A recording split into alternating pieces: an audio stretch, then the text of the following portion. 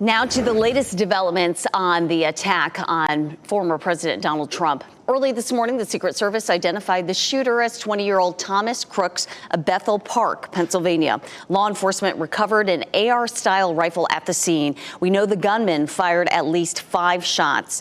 Trump was taken to a local hospital to be checked out before leaving Pennsylvania. And this morning, former President Trump is safe at his home in New Jersey. It has been hours since what the FBI is calling an assassination attempt was made at his campaign rally in Butler, Pennsylvania. I want to show you some new video this morning. It shows Trump getting off his plane at Newark International Airport late last night.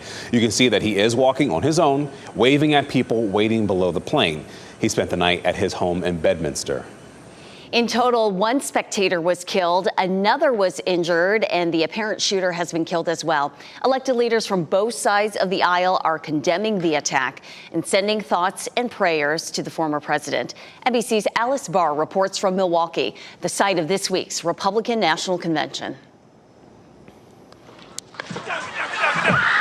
Former President Trump is safe tonight after a horrifying moment, an apparent assassination attempt at his rally in Butler County, Pennsylvania.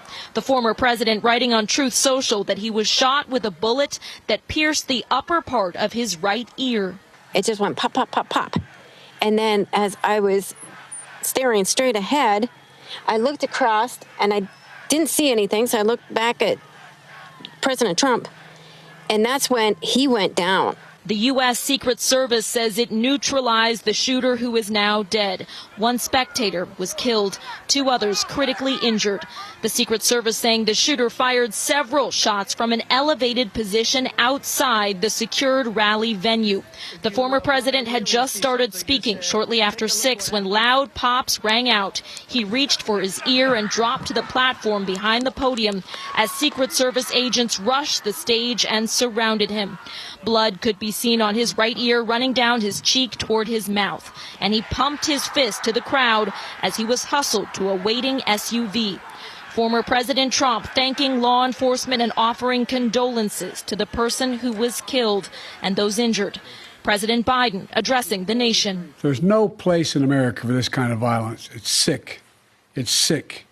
It's one of the reasons why we have to unite this country. We cannot allow for this to be happening. We cannot be like this. As lawmakers and Americans from both sides of the aisle send prayers for healing and for peace. In Milwaukee. And now we want to show you a map of the location where former President Trump's rally was happening yesterday. Let's pull up here on screen for you. You can see the rooftop on which investigators say the gunman was able to set up and fire shots. The building is part of a manufacturing plant. This is near the Butler Farm Show grounds where Trump was speaking. It's a little less than 160 yards from the stage. For reference, that's a distance that we're told U.S. Army recruits must be able to hit a human-sized target to qualify for the M16 rifle. We now want to give you a look at new video recorded from people in the crowd at yesterday's rally. You can see most people ducked down in their seats, taking cover on the ground after they heard those shots. After a short time, rallygoers began trying to get medical attention over in the bleachers for what we believe is one of the people shot by the gunman.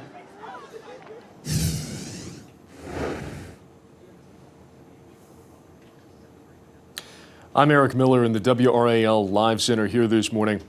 We're tracking the outpouring from leaders around the world in the aftermath of this assassination attempt, including the Associated Press right here. They're one of many news organizations compiling a list of names of countries. Just look at this. The reactions coming from Albania, from China, El Salvador, Estonia, the ripples of this reaching around the globe this morning. We want to start off, though, with President Zelensky in Ukraine. The president there fresh from a trip to Washington, D.C. this past week, posting an extended video online where he addressed this assassination attempt, calling it a heinous crime. Take a listen to what he had to say. Замах на життя Дональда Трампа. An assassination attempt on Donald Trump's life, a terrible crime that can only be condemned and which demonstrates how serious the challenges to democracy are globally. Violence in any form and anywhere must absolutely not prevail. I am confident America will rise to the challenge. I wish Mr. Trump a speedy recovery, strength, and support to all those who have been affected. Of course, Zelensky's comments, some of just a drop in what is an ever-expanding bucket here this morning. We'll, of course, stay on top of those reactions pouring in, bringing new details as we get them.